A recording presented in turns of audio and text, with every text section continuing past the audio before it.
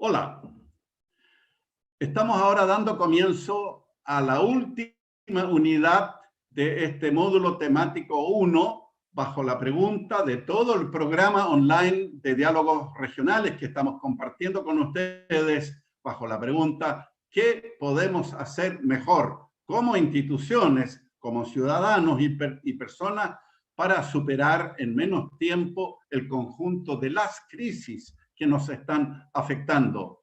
Y aquí la pregunta, para hacerlo mejor, ¿qué nos hacemos?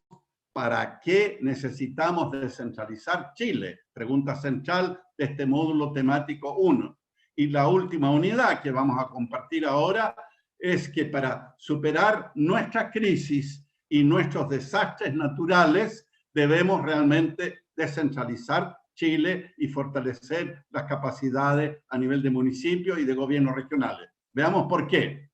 Me presento, soy Heinrich von Berg, coordinador de este programa, profesor titular del IDER, ex rector de la Universidad de la Frontera, presidente nacional de la Fundación Chile Descentralizado y el año 2014 vicepresidente de la Comisión Asesora Presidencial en Descentralización.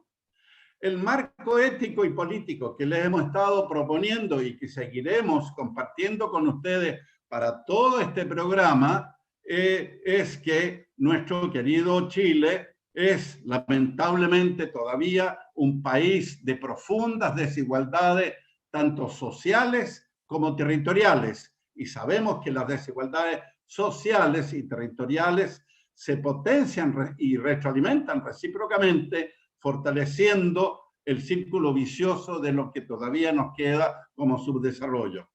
Y eso requiere, como lo hemos dicho, y muchos lo han dicho, un nuevo pacto social por un lado, pero también un nuevo pacto territorial, porque la reducción de las brechas sociales, donde se logra o no se logra, es a nivel de los territorios.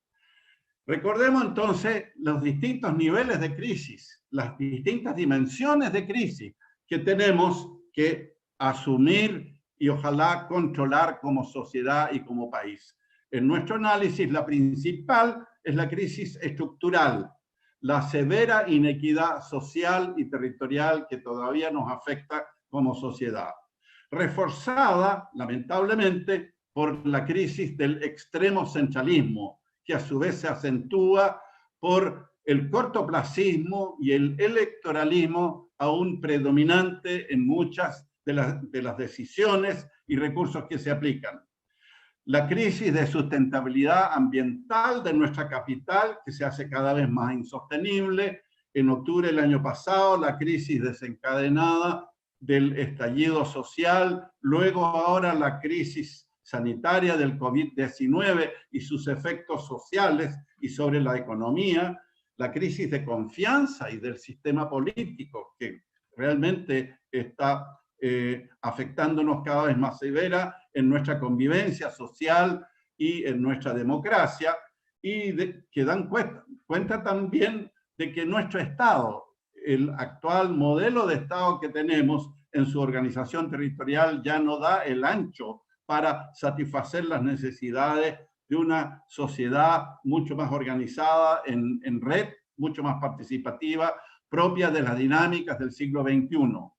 Bueno, y enfrentar y superar, ojalá, y pronto, el conjunto de todas estas crisis requiere de una serie de medidas, entre las cuales, ya lo hemos dicho, está un nuevo pacto social y territorial, un nuevo trato entre el Estado y sus territorios, y eso significa, recordémoslo, como lo dijimos inicialmente, avanzar en descentralización, elegir a nuestros gobernadores regionales, empoderar a los municipios, a los gobiernos regionales y a la sociedad civil, instituir una gobernanza articuladora y colaborativa, muy necesaria tanto a nivel, en la relación vertical entre el nivel local, regional y nacional, pero también de multiactores, entre los actores públicos, privados, académicos y sociales.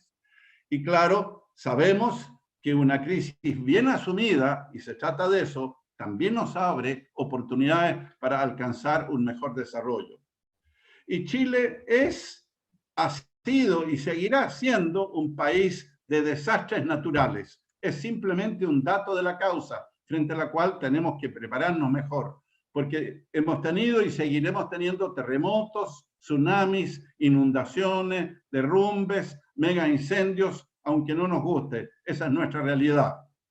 Y la realidad es también que estos desastres naturales llegan en forma inesperada, no tienen tiempo de anuncio previo. Y por lo tanto, quiero aquí invitarlos a comparar los desastres naturales con un estudio que la Fuerza Aérea de Estados Unidos encomendó el año 1964 a un grupo de consultores encabezados por un señor de nombre Paul Baran.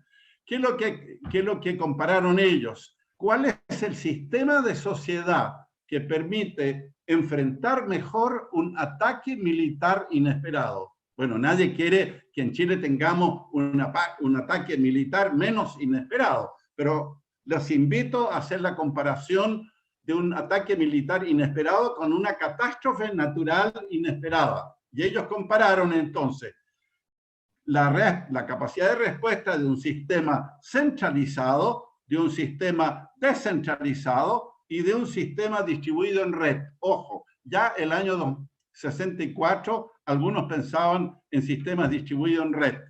Bueno, la diferencia entre estos tres sistemas no está en los puntos que ustedes ven ahí, esos puntos negros, porque cada uno de esos puntos significa la capacidad de tomar decisiones inteligentes, autónomas y oportunas, en forma automática, en forma autónoma y oportuna.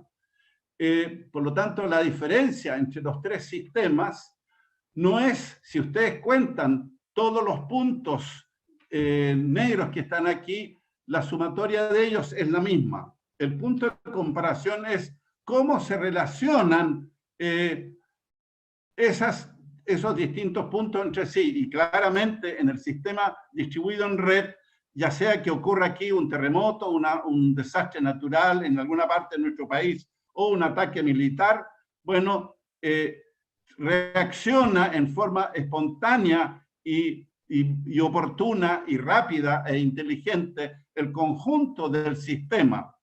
La comparación entre estos, por lo tanto, significa principalmente cómo se relacionan esos nodos inteligentes capaces de tomar decisiones autónomas y oportunas, cómo se relacionan y conectan entre sí.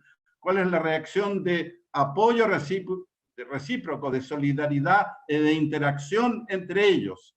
Claramente es muy débil y muy insuficiente en un sistema centralizado en el cual nosotros todavía estamos, digamos, aprisionados y tratando de transitar, ojalá con mayor velocidad, a un sistema descentralizado, y estamos muy, pero muy, muy distantes todavía de un sistema distribuido en red propio de las dinámicas del siglo XXI. Y eso se contrapone con este gráfico que usted nos muestra el modelo de Estado que todavía tenemos vigente en Chile, que lo vimos también en la sesión inaugural, que es muy centralizado, muy vertical, rígido, uniforme, sectorializado y en alto grado burocrático e ineficiente.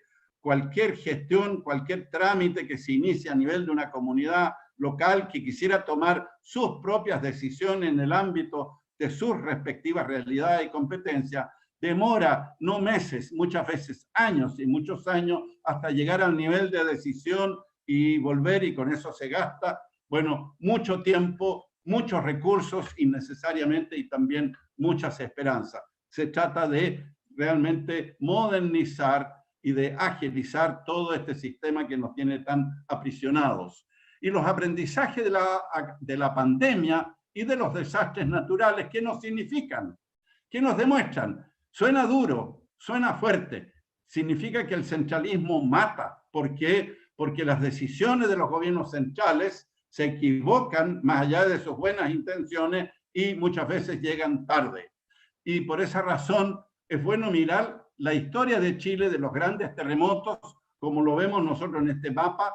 Hemos tenido muchos terremotos a lo largo de nuestro país y los vamos a seguir teniendo, pero hasta el momento no hemos aprendido que hasta hoy el sistema centralizado no nos permite un manejo adecuado de este tipo de emergencias y desastres.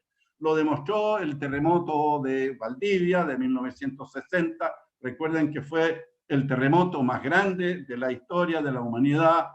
Lo demostró la erupción del volcán Hudson en Aysén en agosto de 1991, donde pasaron no días, semanas, sin que el gobierno central reaccionara con medidas de emergencia, hasta reaccionar porque empezaron a llegar medidas de apoyo solidaria desde el lado argentino.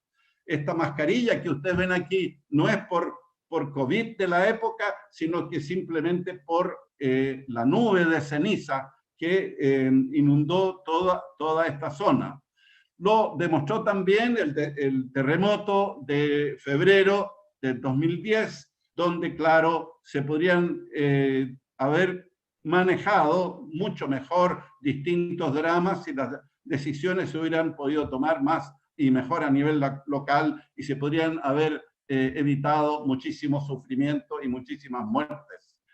En el volcán Chaitén hay un interesante aprendizaje con la erupción que se produjo en mayo del 2008, porque en ese caso, a diferencia de lo que casi siempre ocurre, el intendente de la época, nuestro amigo Sergio Galilea, se echó al bolsillo todas las disposiciones públicas que le impedían tomar decisiones y simplemente en poco tiempo movilizó la Fuerza Aérea, la Armada, las empresas y logró en 24 horas realmente evacuar en forma urgente la población de Aysén, en una medida que fue épica y que fue realmente muy, muy demostrativa de la necesidad de poder hacer decisiones a los municipios y a los gobiernos regionales. En la tragedia del fiordo de Aysén en abril del 2017, recordemos que hubo un enjambre de sismos previos, frente a los cuales las autoridades centrales de la época no adoptaron ninguna medida preventiva. Y bueno, luego se produjo el desastre con muchos muertos. En el estallido del volcán Calbuco, recuerdo que lo veíamos en televisión con el intendente parado frente a la televisión, con la erupción a sus espaldas, y le preguntaban, bueno, ¿y qué medidas va a tomar, intendente? Y él respondía textual: estoy esperando instrucciones de Santiago. Eso es exactamente lo que no puede seguir ocurriendo. Los estallidos sociales, que en su mayoría han tenido un origen territorial por necesidades acumuladas, no oportunamente escuchadas ni atendidas, como ha sido el caso de Magallanes, Aysén, Calama, Isla de Pascua, Freirina, Corral, Quellón, Tocopilla, Chiloé, más recientemente Quintero, Puchuncaví. Bueno, eso tampoco puede seguir ocurriendo de ese modo, como lo demuestra además el estallido social ya de octubre del año pasado, que demuestra que hay toda una necesidad, una rabia, una insatisfacción acumulada en la ciudadanía. Nosotros no decimos que todo esto lo resuelve la descentralización, pero claramente tanto el estallido social como la pandemia nos demuestra que tenemos que fortalecer las capacidades de los municipios, de los gobiernos regionales, para mejor poderse hacer cargo de las decisiones más próximas, más cercanas, de situaciones inesperadas, desde luego, adecuada coordinación con el nivel central, pero no teniendo que esperar las instrucciones desfasadas y muchas veces equivocadas que toma el nivel central del gobierno. En conclusión, tenemos que el centralismo en Chile, el centralismo extremo, bloquea y ahoga el desarrollo del país, por lo cual es necesario descentralizar e instituir un nuevo trato entre el Estado y los territorios, con más poder, más competencias y recursos para los municipios y los gobiernos regionales, con una mejor gobernanza colaborativa, articuladora entre el nivel nacional, regional y local.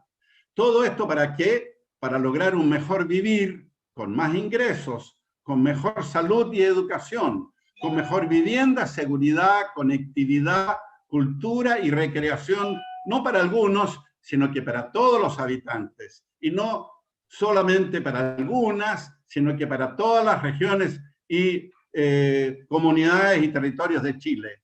El primer granito en esta dirección, por primera vez en nuestra historia republicana, será la elección de nuestros gobernadores regionales, que a diferencia de los de intendentes, van a estar dotados de estabilidad, de un programa y de conexión con la ciudadanía, y los vamos a poder elegir en abril del 2021, donde corresponde, junto a las elecciones municipales.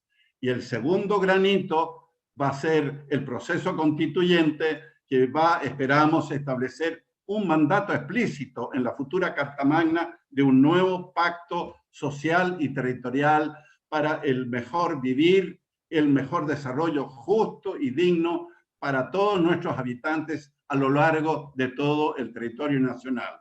Muchas gracias y hasta el próximo módulo temático 2 y luego el 3, el 4 y el 5. Hasta entonces.